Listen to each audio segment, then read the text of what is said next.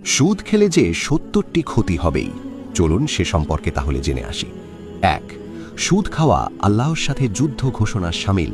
কোরআনে এসেছে, যদি তোমরা তা পরিহার না করো তবে আল্লাহ ও তার রাসূলের পক্ষ থেকে যুদ্ধের ঘোষণা শুনে নাও। সূরা আল বাকারা ২৭৯। ২. রাসূলের বিরুদ্ধে যুদ্ধের অন্তর্ভুক্ত। সূরা আল বাকারা ২৭৯। ৩. এটি কবিরা গুনাহ। সূরা আন-নিসা ১৬১। ৪. সুদখোর, সুদদাতা, লেখক ও সাক্ষী সকলেই লানত-প্রাপ্ত। রাসূল সুদ গ্রহীতা, সুদদাতা, লেখক ও সাক্ষী সবার উপর লানত করেছেন।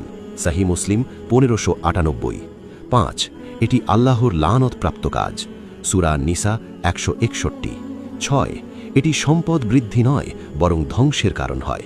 আল্লাহ সুদকে নিশ্চিহ্ন করেন এবং সাদকাকে বৃদ্ধি করেন। সূরা আল বাকারা ২৭৬।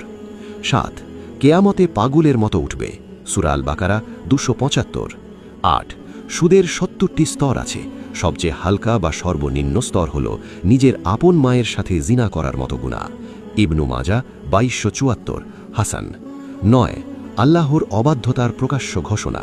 সূরা আল বাকারা ২৭৮ থেকে ২৭৯। ১০. ঈমান দুর্বল করে দেয়।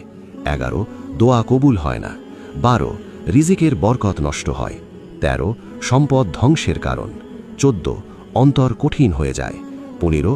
তাকওয়া নষ্ট করে, আখিরাত ভুলিয়ে দেয়। ১৬. কেয়ামতে উন্মাদ অবস্থায় উঠবে। ১৮. কবরের আযাবের কারণ। ১৯. জাহান্নামের পথ সহজ করে। ২০. জান্নাত থেকে দূরে সরিয়ে দেয়। ২১. সমাজে জুলুম বাড়ায়। ২২. দরিদ্রকে আরও দরিদ্র করে। ২৩.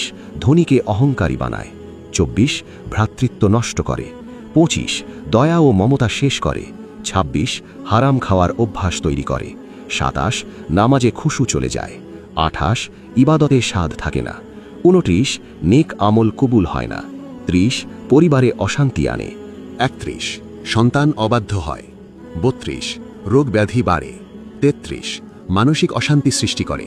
৩৪. লোভ বাড়িয়ে দেয়। ৩৫. কৃপণতা তৈরি করে। ৩৬. সত্য গোপনের অভ্যাস গড়ে। ৩৭. মিথ্যার আশ্রয় নিতে হয়। ৩৮. হালালকে তুচ্ছ করে।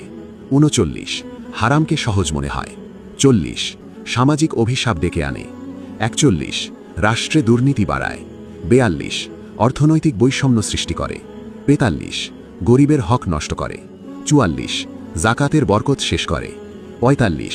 সদাকার আগ্রহ কমে যায়। ৪৬. আল্লাহর রহমত দূরে সরে। ৪৭. ফেরেশতাদের ঘৃণার কারণ।